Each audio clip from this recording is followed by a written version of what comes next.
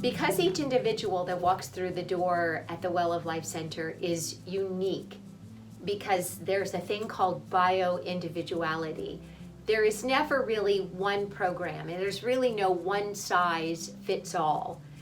Yet we do follow and make suggestions to our clients based on the principle of regional and seasonal eating.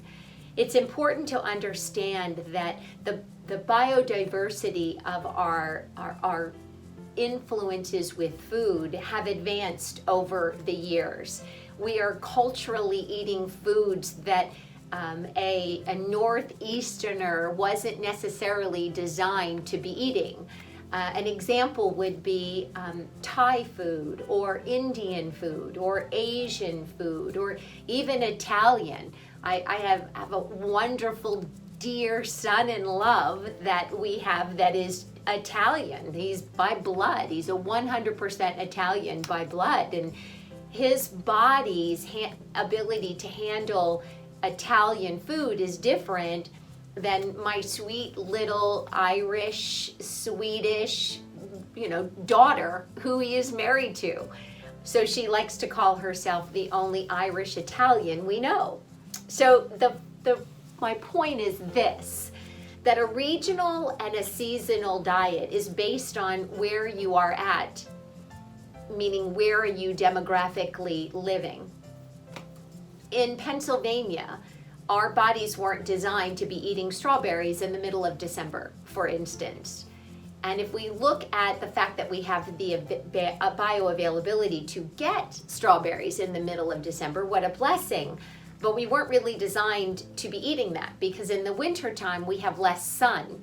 And when we have less sun, it also means that if we look at what the history of regional and seasonal foods meant, in the wintertime we were eating more root vegetables and we were eating more protein.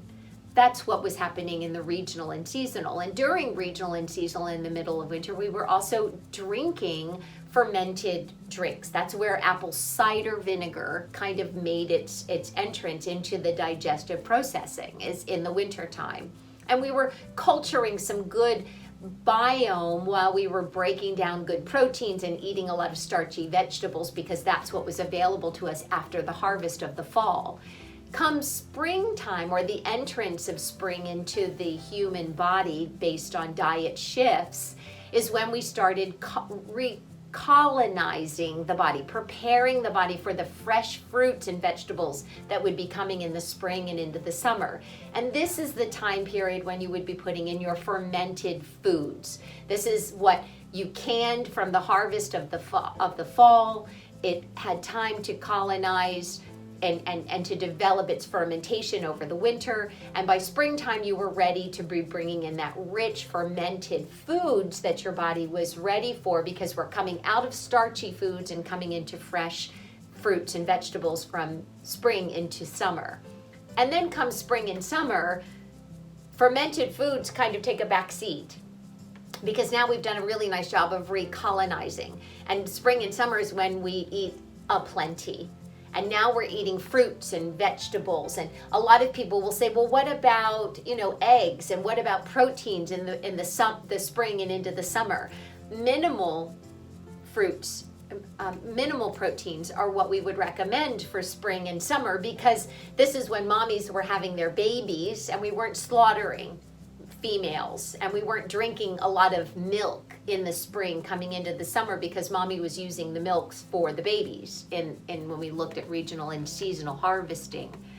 And then we were seeing less dairy in the spring as well. And dairy doesn't come back into the diet again as far as colonizing and putting good bacteria in until later summer, early fall.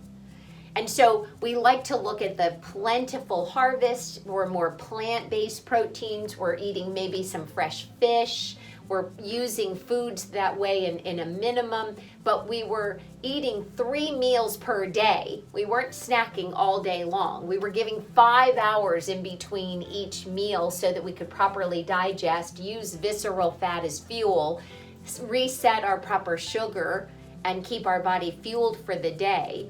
And then come fall, we're now ready to start again, taking into the harvest. Now we're eating more of the things that grow above the earth instead of the things that are growing in the earth. But come harvest time in the fall is when we start to bring up the things that have cultured itself through the earth and prepare us for winter time. We tend to suggest that.